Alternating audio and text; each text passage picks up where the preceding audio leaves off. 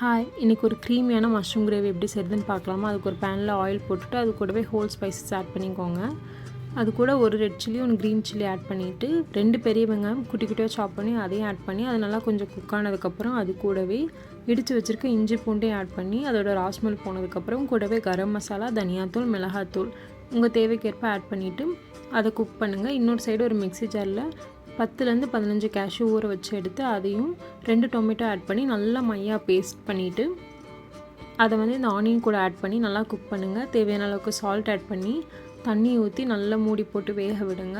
அது வெந்து வர டைமில் நம்ம ஆல்ரெடி க்ளீன் பண்ணி கட் பண்ணி எடுத்து வச்சுருக்க மஷ்ரூமையும் ஆட் பண்ணிவிட்டு நல்லா குக் ஆனதுக்கப்புறம் ஃபைனலாக கசூரி மேத்தி அண்டு கொத்தமல்லி தழை தூவி இறக்குனிங்கன்னா சூப்பரான க்ரீமியான ஒரு மஷ்ரூம் கிரேவி ரெடி ஆயிரும். இது சப்பாத்தி கூட அவ்வளோ சூப்பராக இருக்கும். கண்டிப்பாக ட்ரை பண்ணி பாருங்கள். வீடியோ பிடிச்சிருந்தால் லைக் பண்ணுங்கள். நாளைக்கு ஒரு வீடியோவில் பார்க்கலாம்.